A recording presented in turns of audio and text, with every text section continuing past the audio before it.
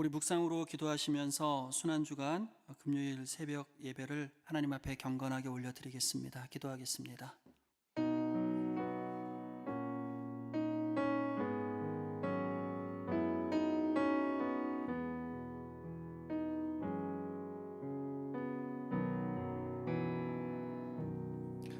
모든 영광과 존귀와 찬양받게 합당하신 하나님, 오직 하나님의 이름만이 높임을 받아 주시옵소서. 연약하고 부족한 우리들을 위해 물과 피를 다 쏟으신 그 사랑 앞에 우리가 다시 한번 겸손히 섭니다.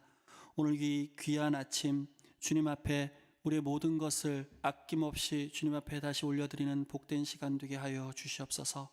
부족하고 연약하여 우리가 그 사랑, 그 은혜, 그 복됨을 미처 다 알지 못하지만, 그러나 우리가 할 수 있는 모든 것들이여 주님의 기쁨이 되는 복된 시간 되게 하여 주시옵소서. 감사를 드리며 예수님의 이름으로 기도드렸습니다.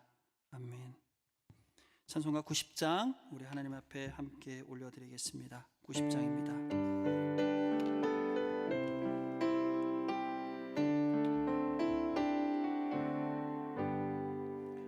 주 예수 내가 알기 전 날 먼저 사랑했네. 그 크신 사랑 나타나 내 영혼 거듭났네. 주 내 맘에 늘 계시고 나 주의 안에 있어. 저 포도비유 같으니 참 좋은 나의 친구. 내 친구 대신 예수님 날 구원하시려고 그 귀한 놈을 버리사 내 죄를 대속했네. 나 주님을 늘 믿으며 그 손을 의지하고 내 몸과 마음을 바쳐서 끝까지 충성하리. 내 진실하신 친구여 그 은혜 내려주사 날 항상 보호하시고 내 방패 되옵소서. 그 풍성한 참 사랑을 네 능히 끊을 소냐. 날 구원하신 예수는 참 좋은 나의 친구. 우리가 시간 다시 한번 마음 모아 주님 앞에 기도하시겠습니다. 기도합니다. 오늘 이 귀하고 복된 아침 우리 위해 독생자 예수 그리스도를 아낌없이 내어주신 그 사랑 앞에 다시금 예배자로 서게 하심을 감사를 드립니다. 주님을 알면 알수록, 주님께 다가가면 다가갈수록 우리를 향하신 그 사랑이 얼마나 우리를 감격하게 하는지요. 참으로 바라옵고 원하는 것은 우리의 심령과 우리 영혼에 날마다 강권적으로 우리 주님 역사하여 주셔서 우리로 하여금 그 사랑에서 떨어지지 않게 하여 주시고 늘 임재하시는 주와 동행하는 삶을 주님 우리가 살아가게 하여 주시옵소서. 주님, 우리가 입으로 고백하는 이에 그치지 않게 하여 주시고 우리의 모든 삶이 날마다 하나님 아버지 앞에 거룩한 영적 산 제사가 되게 하여 주시옵소서. 약하고 부족하여 쓰러지기 쉬운 우리의 모습을 주님 긍휼히 여겨 주시고 보혈의 은혜가 이 아침 우리의 예배 자리에 다시금 복되게 흘러넘칠 수 있도록 주님 역사하여 주시옵소서. 주님, 또한 이 나라 오늘 모습 가운데 다시 한번 그 긍휼함을 간절히 구합니다. 여호와 라파 능력의 하나님 선한 손길로 다시 한번 이 땅을 만져주시고 고쳐주시기를 간절히 원하오니 주님 역사하여 주시옵소서. 병마가 떠나가게 하여 주시고 회복의 놀라운 역사 가운데 다시금 일상의 예배를 우리가 함께 올려드릴 그날을 속히 허락하여 주시옵소서.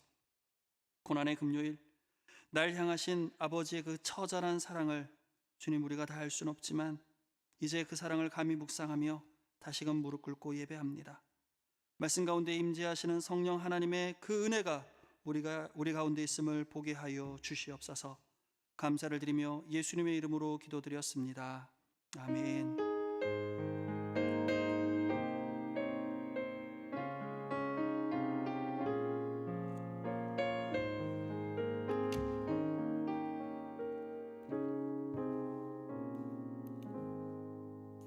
이 시간 우리가 함께 나누실 말씀은 신약성경 마태복음 27장 32절에서 44절까지 말씀입니다. 마태복음 27장 32절에서 44절까지 말씀, 저와 여러분이 한 절씩 교독해 올리도록 하겠습니다. 제가 먼저 봉독합니다. 나가다가 시몬이란 구레네 사람을 만나매 그에게 예수의 십자가를 억지로 지워 가게 하였더라. 골고다 즉 해골의 곳이라는 곳에 이르러 쓸개 탄 포도주를 예수께 주어 마시게 하려 하였더니 예수께서 맛보시고 마시고자 하지 아니하시더라. 그들이 예수를 십자가에 못 박은 후에 그 옷을 제비 뽑아 나누고 거기 앉아 지키더라. 그 머리 위에 이는 유대인의 왕 예수라 쓴 죄패를 붙였더라.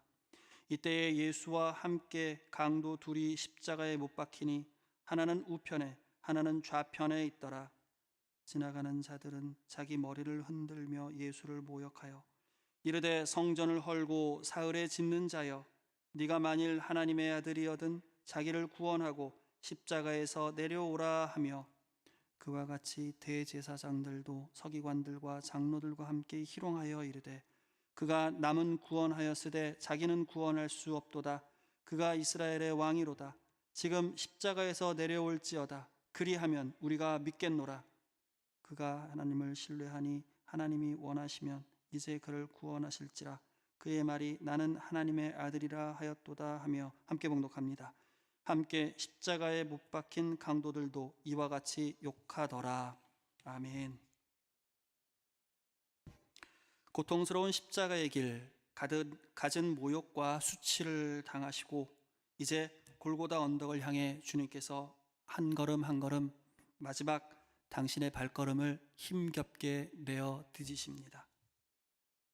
스스로 당신의 십자가를 짊어질 여력마저 다 소진하시고 이제 끝내 구레네 사람 시몬의 도움을 받아야만 했던 것입니다. 구레네 사람 시몬 입장에선 얼마나 불쾌하고 불편한 경험이었겠습니까? 사형수의 십자가를 대신 짊어지는 겁니다.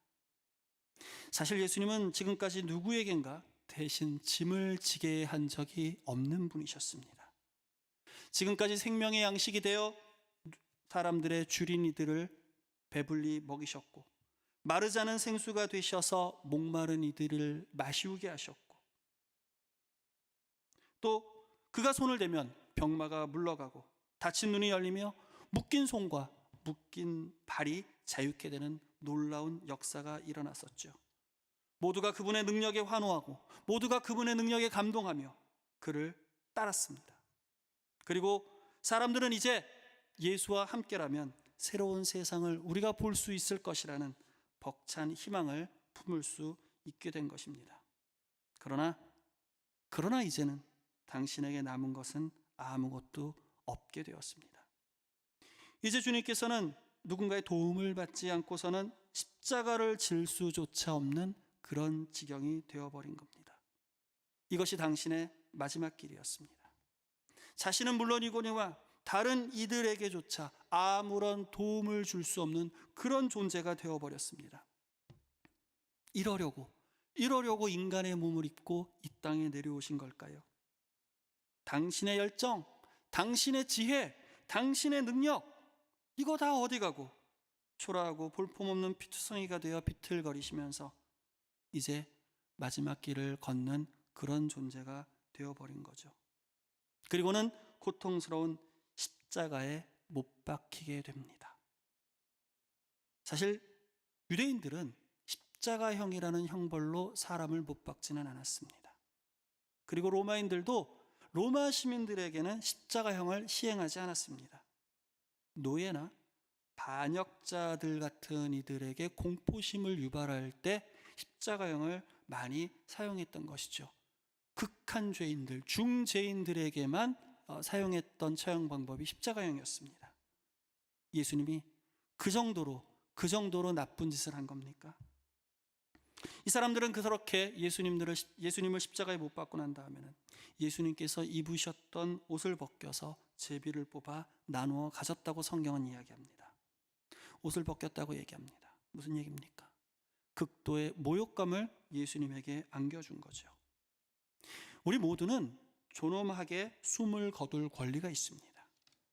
시신을 모욕하는 행위는 동서고금을 막론하고 극도로 깊이 되는 행위 중에 하나였죠.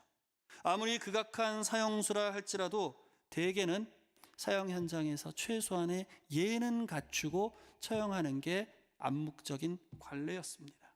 그러나 십자가형은 상당히 예외적인 그런 처형법이었죠. 신체적인 고통과 함께 정신적으로도 치명적인 수치와 모욕과 고통을 안겨주는 그런 처형법이었던 것이죠. 예수님을 못 박던 그 십자가의 자리에는 인간에 대한 티끌만한 존엄마저도 다 상실되어 버렸던 것입니다. 그리고는 이 사람들은 예수님의 머리에 죄패를 붙이죠. 그리고 그 죄패에는 유대인의 왕이라고 써붙였습니다. 보통은 머리 위엔 그 사람이 지은 죄를 붙이는 게 보통 관례입니다.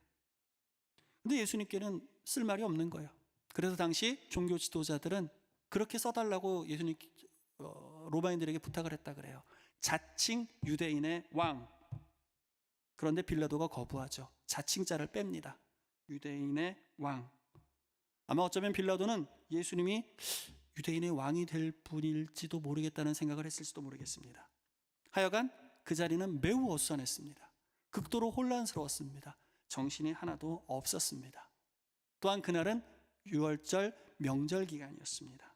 온 유대 땅에서 명절을 지내기 위해 예루살렘으로 몰리고 있었던 시기였던 것이죠. 그 수많은 인파 가운데서 예수님은 못 박히신 거예요. 그 자리에 한 사람이 지나갔다고 성경은 이야기합니다. 극도로 육체적인 고통을 받고 있는 예수님의 앞을 누군가가 지나가면서 이 사람은 머리를 흔들었다고 이야기하네요. 머리를 흔든 게 무엇을 의미합니까? 몸짓으로 욕을 했다는 겁니다. 말로 모욕하고 말로 조롱하는 것에서 그치지 않고 몸으로도 예수님을 모욕했다는 거예요. 정신적인 폭력을 가했다죠. 이 사람의 이름은 성경은 이야기하지 않습니다. 단순히 지나가는 이라고 이야기합니다. 일반인이에요. 근데 이 일반인이 예수님의 잘못에 대해서 얼마나 알고 있었겠습니까? 이 사람이 얼마나 자세히 예수님을 알기에 예수님을 그렇게 모욕했겠습니까? 이 사람은 예수님에 대한 잘못된 편견을 들었던 사람입니다. 선동된 사람이었다는 거예요. 저 사람 십자가에 못 박힌 거 보니까 우리 사회를 어지럽게 할 수 있는 사람이네. 저런 사람은 십자가에 못 박혀도 싸. 당연히 저런 사람은 십자가에 못 박혀야지. 이런 사람들은 남이 옳다 그러면 옳은 거예요. 남들이 죽이라 그러면 함께 돌을 드는 거예요. 이런 사람들이 가늠한 여인을 보면서 그래, 저런 사람은 죽여야 돼. 저런 사람은 죽어도 싸. 이렇게 생각하는 거죠. 그러면서 진짜 뉴스와 가짜 뉴스를 때때로 혼돈하기도 합니다. 내가 믿고 싶은 것만 믿어요. 내가 듣고 싶은 것만 들어요. 내가 알고 싶은 것만 진실이라고 생각하는 겁니다. 그리고 거기에 분노에 분노를 더해서 예수님께 다가가고 끝내는 모욕하는 거죠. 한 번쯤은 그런 생각하지 않을 수 있을까요? 왜 저분이 저기 매달려 계시는 걸까? 저 사람이 무슨 잘못을 했길래 저렇게 처참하게 죽임을 당하는 걸까? 생각할 최소한의 여지마저도 그에게는 없었던 겁니다. 십자가에 달린 예수님께 공감하지 못하고 함께 모욕하고 있었습니다. 그리고 예수님께 뭐라고 얘기하나요? 성전을 허물고 3일 만에 다시 짓는다고 하느니여 십자가에서 내려오라. 성전을 허물고 3일 만에 다시 짓는 자요. 무슨 얘기입니까? 사실 예수님은 그렇게 말씀하신 적이 있죠. 부패한 이 성전을 헐어라. 내가 3일 만에 다시 세울 것이다. 근데 이 사람은 이 예수님의 말의 워딩을 지극히 편협하게 해석한 겁니다. 말의 꼬투리를 잡아서 예수님을 모욕하고 있는 거죠.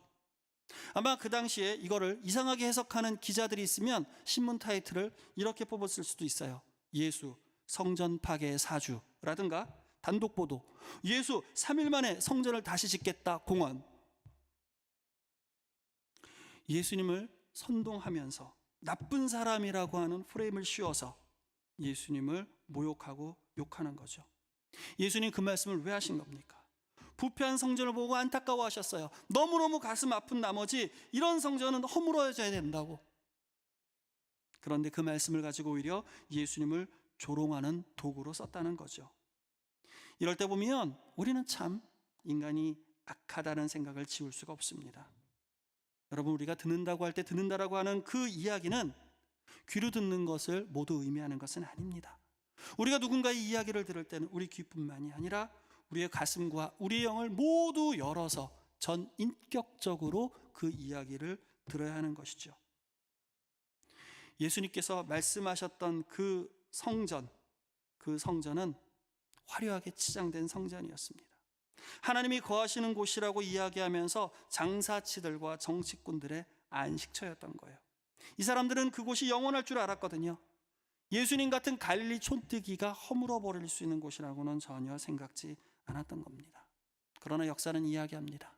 그로부터 40년 후에 그 예루살렘 성전은 로마인들에게 의해서 완전히 허물어지고 말았던 것이죠. 예수님께서 3일 만에 다시 세워질 것이라고 말씀하신 것은 허물어질 유한한 저 예루살렘 성전을 이야기하는 것이 아니었죠. 바로 영원한 교회의 머리 되시는 예수님의 육신이었던 겁니다. 결코 그 사람들은 그것을 보지 못했던 것입니다. 그런데 지나가는 사람뿐만이 아니라 그곳에는 대제사장들과 서기관들과 장로들도 있었습니다. 이 사람들도 역시 동일하게 예수님을 희롱했다고 성경은 이야기합니다. 이 사람들은 어떤 사람들입니까? 명색이 종교 지도자들입니다. 다 빼앗기고 허물어져가는 예수님 앞에 종교 지도자라고 하는 사람들이 참아해서는 안 되는 이야기들을 하는 겁니다. 여러분, 이 사람들의 품위는 도대체 어디에 있는 겁니까? 이 사람들은 최선을 다해서 예수님을 조롱합니다. 이 사람들의 조롱은요, 마치 조롱의 교과서 같은 그런 내용이었어요. 이렇게 얘기하죠. 저가 남은 구원하였으되 자신은 구원할 수 없도다. 조롱의 원칙인 이거예요. 그 사람의 사역을 바탕으로, 그 사람의 전문성을 바탕으로 조롱하고 있는 것이죠. 선생이 왜 그래? 왜 그렇게 못 가르쳐? 국회의원이 그렇게 정치를 못하면 어떡해? 운전하는 사람이 왜 그렇게 운전을 못해? 자기 몸 하나 간수하지 못하는 사람이 무슨 구원을 이야기한다고 그래? 여러분, 이것이 명색이 종교 지도자라고 하는 사람들의 낯빛이었어요. 자신들의 종교적인 신념을 지키기 위해서는 누군가를 조롱하고 폭력을 자행하고 누군가의 생명을 빼앗아 간다면, 여러분, 이런 사람들을 더 이상 진정한 종교 지도자라고 우리가 이야기할 수 있겠습니까? 신앙이라고 하는 것은요, 하나님의 뜻을 이루기 위해 나를 희생하는 것이지, 그것을 지키기 위해서 다른 사람을 죽이는 것이 아닙니다. 자신의 뜻에 반하는 대상을 가차없이 제거하면서 그렇게 해서 만드는 하나님의 나라가 무슨 의미가 있겠느냐는 것이죠. 그들은 이것이 하나님의 뜻을 이루는 것이라고 착각했습니다. 그곳에서 예수님을 향한 조롱은 끝없이 이어집니다. 심지어는 양편 강도들까지요. 예수님께서 오직 답답하셨으면 그 십자가에서 그렇게 말씀하셨겠어요. 아버지요, 저들은 자기들이 하는 짓을 다 알지 못합니다. 그 조롱의 절정에서 이 사람들은 예수님에게 이렇게 이야기합니다. 십자가에서 내려오라. 십자가에서 내려오라. 하나님의 아들 예수님께서는 여러분, 십자가 위에서 고통스러우셨을까요? 안 고통스러우셨을까요? 견딜만 하셨을까요? 아닙니다. 예수님도 십자가 위에서 고통스러우셨습니다. 미치도록 아프시고 미치도록 힘드셨을 것입니다. 인간적인 고뇌하셨습니다. 십자가에 달리시기 전날 밤 예수님 겟세마네 동산에서 그렇게 기도하시죠. 아버지여, 할 수만 있거든 이 잔을 내게서 거두시옵소서. 예수님도 아프셨고요, 예수님도 슬프시고요, 예수님도 피하고 싶으셨습니다. 십자가의 길 좋아서 가신 것이 아니라 가셔야만 하기 때문에 가신 것입니다. 십자가에 못 박히시고 싶어서 못 박히신 것이 아니라 못 박히셔야 하기 때문에 못 박히신 것이죠. 우리 그렇게 노래하잖아요. 십자가의 길, 주님 가신 길, 외롭고 무거웠던 길이라고. 당신은 외로우셨고요, 그긴 당신에게 너무나 무거웠던 길이었어요. 그런 예수님에게 내려오라고 이야기합니다. 그래요, 어쩌면 예수님도 내려가고 싶을지도 모르셨을 거예요. 그러나 당신은 누구보다도 잘 아시죠? 내려가면 안 된다라고 하는 것을요. 그 자리는 예수님의 자리였기 때문에 그래요. 그것이 당신의 길이었기 때문입니다.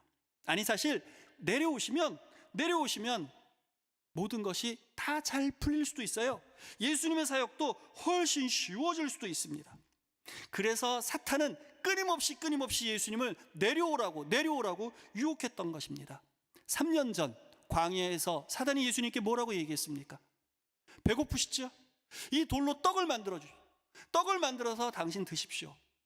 배가 불러야 일도 하지요. 배고프면 아무것도 못해요. 높은 곳에 데리고 가서는 저 밑에 많은 사람들을 보세요. 저 밑에 있는 사람들 앞에서 이 높은 곳에서 뛰어내리십시오. 천사가 당신을 지킬 것이며 그걸 보고 많은 사람들이 당신을 추종하고 당신을 따를 겁니다. 얼마나 속을 삽니까? 나에게 절 한 번만 하세요. 나에게 절 한 번만 하면 당신이 보는 모든 세상 권세를 다 가질 수 있습니다. 악마의 속삭임이었죠. 사람들도 그랬어요. 보리떡 5개와 물고기 2마리로 5,000명을 먹이셨습니다. 사람들이 흥분하죠. 우리들의 왕이 되어 주십시오. 우리들의 왕이 되셔서 우리를 다스려 주십시오. 솔깃합니다. 심지어는 당신이 사랑하는 제자 베드로마저도 예수님께 그렇게 얘기합니다. 주님, 그 길 가지 마십시오. 십자가를 짊어지지 마십시오. 그럴 수 없습니다. 끊임없이 속삭였던 그 악마의 목소리는 이제 마지막 십자가에 달린 예수님을 향해서 마저도 이어지고 있었던 겁니다. 내려오십시오. 30년도 훨씬 더 전에 유명한 그 마틴 스콜세이지 감독이 만든 영화 중에 이런 영화가 있습니다. 그리스도 최후의 영화라는. 그 당시에 천주교와 개신교가 합심해서 영화 상영을 굉장히 격하게 막았던 그런 적이 있었습니다. 십자가에 달린 예수님을 굉장히 인간적으로 묘사해서 신성모독이라고 해서 상영을 금지시켰던 그런 영화인데요. 이 장면이 나옵니다. 십자가에서 내려오라고. 예수님이 내려오셨습니다. 내려오셔서 인간적인 모습으로 살아가는 그런 내용이었죠. 여러분, 그걸 알았기 때문에 지나가는 사람, 대제사장들 모두가 예수님께 내려오라고. 이 땅에서의 마지막 유혹은 그렇게 처절하고 그렇게 고통스러운 유혹이었다는 겁니다. 육신의 고통, 인격적인 모독, 조롱과 비웃음, 그리고 유혹. 그러나 예수님은 그곳에서 내려오시지 않으셨습니다. 끝까지 그곳을 지키셨습니다. 당신에게는 내려오는 것보다 훨씬 더 중요한 이유가 있었기 때문이죠. 당신의 고통과 바꿀 수밖에 없는, 아니 바꾸어야만 하는 거룩한 사역이 바로 그곳에서 이루어지는 것이었거든요. 당신은 끝내 그 자리를 지키셨고 당신은 끝내 그것을 받아들이셨습니다. 그것이 승리의 신호였고요. 그 승리의 신호가 여러분 십자가였던 것입니다. 우리 말씀 앞에서 구레네 사람 시몬이 예수님의 십자가를 대신 졌다는 이야기 기억하시죠? 이것이 그 사람에게 어떤 영향을 주었을까요? 훗날 구레네 사람 시몬의 아들 루포와 그의 아내가 여러분 교회에 굉장히 중요한 역할을 합니다. 사도 바울이 로마서 16장 13절에서 이렇게 문안하는 장면이 나옵니다. 주 안에서 택하심을 입은 루포와 그 어머니에게 문안하라. 그의 어머니는 곧 내 어머니니라. 얼떨결에 짊어졌던 그 십자가가 그 가문의 중심이 되었고요. 아들과 아내가 사도 바울의 존경을 받는 초대교회의 리더십이었다는 것입니다. 여러분, 십자가의 길을 걷고 계십니까? 믿음으로 승리합시다. 믿음으로 이기십시다. 어쩌면 우리는 쉬운 길을 알고 있을지도 몰라요. 편하게 갈 수 있는 방법을 우리가 다 알고 있을지도 모른다는 겁니다. 끊임없이 오늘도 사단은 우리에게 내려오라고 이야기합니다. 그만하자고, 쉽게 하자고. 솔깃할 수도 있다는 거죠. 그럼에도 불구하고 우리는 단호하게 이 길을 가야만 합니다. 주님이 가신 길이기 때문에 주와 더불어 우리는 이 길을 가는 것입니다. 쉬운 길 아닌 걸 알면서도, 좁은 길인 걸 알면서도 우리는 함께 이 길을 걸어갑니다. 함께 귀한 길 가는 믿음의 동역자 여러분, 그 믿음으로 우리가 또 아름답고 복된 승리를 우리 하나님 앞에 올려드릴 수 있는 그러한 믿음의 삶 되기를 다시 한번 축원합니다. 기도하겠습니다. 주님 가신 길, 십자가의 길입니다. 외롭고 무거웠던 짐이지만 당신 그 짐 내려놓지 않으셨습니다. 내려오라고 끊임없이 외치는 그 소리에 주님 흔들리지 않으셨습니다. 당신이 이루어야 하고 당신이 지켜야 할 자리이셨기 때문에 당신 지켜주셨습니다. 하나님, 그것이 우리에 대한 사랑이었고 그것이 우리를 향한 은혜였으며 그것이 우리를 향한 모든 것이었음을 우리가 기억합니다. 하나님, 그 피가, 하나님 그 은혜가, 하나님 그 사랑이 우리 심장과 우리의 삶과 우리의 모든 것 가운데 거하여 있음을 인해 다시 한번 감사와 영광을 올려드립니다. 하나님, 우리가 그 길을 계속 이어나가며 지켜갈 수 있는 믿음의 삶을 살아갈 수 있도록 주님 우리를 도우시고 인도하여 주시옵소서. 그 사랑을 노래하며 그 사랑을 찬양하며 언제나 그 사랑 안에 거하는 우리가 되게 하여 주시옵소서. 감사를 드리며 예수님의 이름으로 기도드렸습니다. 아멘. 우리 찬송가 144장 드리십니다.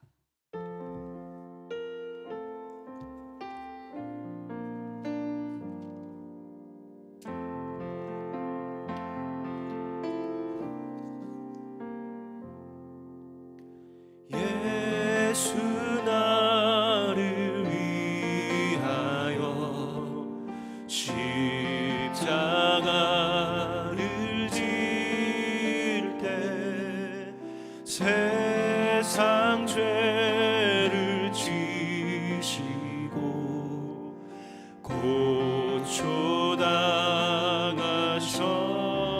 고초당하셨네.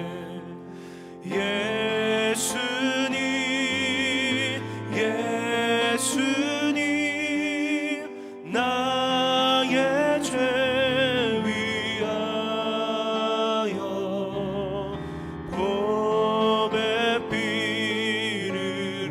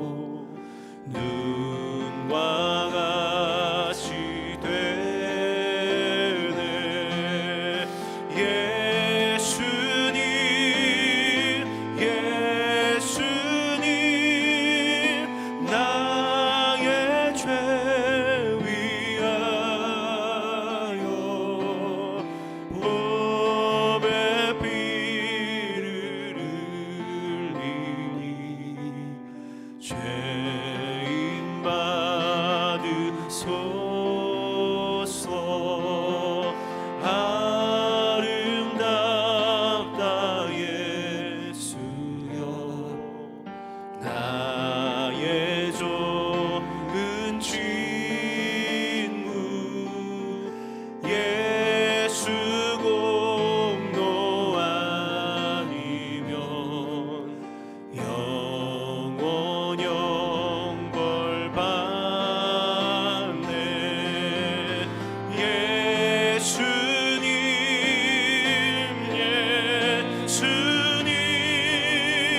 나의 죄 위하여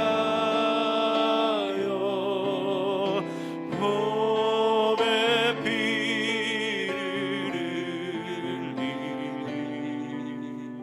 죄인 받으소서.